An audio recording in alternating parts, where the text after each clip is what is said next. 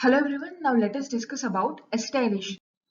Acetylation reactions are a type of phase two metabolic pathways or reactions, and the acetylation reactions they take place mainly in the liver. And the important point is these reactions they occur in Kupffer cells and not in the hepatocytes where most of the biotransformation reactions occur. So acetylation occurs in Kupffer cells. And the acetylation reactions, in addition to liver, they also occur in the reticuloendothelial cells of spleen, liver, and gut.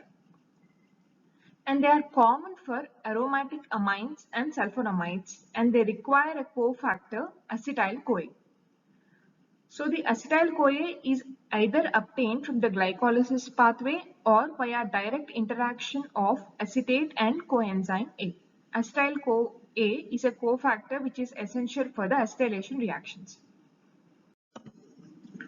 An acetylation reaction as such is basically a cyclation reaction, and hence it is similar to conjugation of alpha amino acids. Both alpha amino acids and acetylation reactions they yield amide products. And the enzyme involved in the acetylation reactions is N-acetyl transferase. This is an important point. The enzyme involved in the acetylation process is non-microsomal enzyme N-acetyl transferase. The acetylation is an important metabolic pathway for drugs containing primary amino groups. The drugs which contain primary amino groups, they majorly get metabolized by acetylation pathway. In addition to the drugs, some endogenous alcohols such as choline and thiols, they also undergo acetylation. Coming to the examples of drugs that undergo acetylation. The first category is primary aliphatic amine. Examples are histamine and mescaline. The second is primary aromatic amines. Examples are procainamide, para-aminosalicylic acid, PABA and dapsone. The next category is sulfonamides. Examples are sulfanilamide and sulfapyridine. The next category is hydrazines or hydrozides. Examples are hydralazine, isoniazid and phenylzine. Coming to the clinical significance of acetylation. The first point is polarity. Normally, biotransformation yields a more polar compound, but the acetylated product is less polar than the parent compound. Thus, the acetylation of such drugs such as sulfonamide, sulfadiazine and sulfazoxazole, they produce metabolites that are less water soluble and that in sufficient concentration they precipitate in the kidney tubules and cause kidney damage and crystalluria.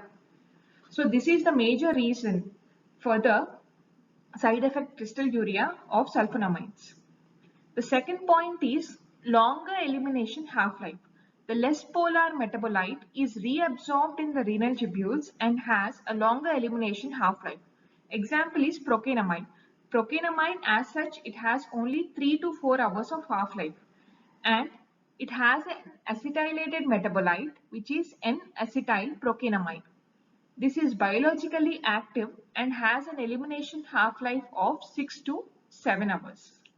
So polarity, acetylated product obtains less polar compound than the parent compound and it yields a compound that has a longer elimination half-life.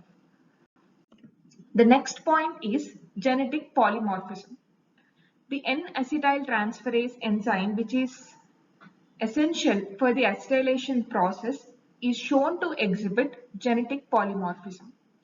So two subpopulations have been categorized which inactivate the isoniazid. Slow inactivators and rapid inactivators. The slow inactivators of isoniazid, they demonstrate the adverse effect of isoniazid such as peripheral neuritis due to longer elimination half-life and the accumulation of drug. Because of that reason, large inter-ethnic group variations in the therapeutic and toxic levels of isoniazid are shown. Now coming to the examples of drugs which undergo acetylation. The first one is isoniazid. In the presence of N-acetyl transferase, it is converted to acetyl isoniazid. The second example is para-amino salicylic acid. It reacts with acetyl coenzyme A. In the presence of N-acetyl transferase, it gets converted to N-acetylated para-amino salicylic acid. These are two examples of acetylation reactions. Thank you.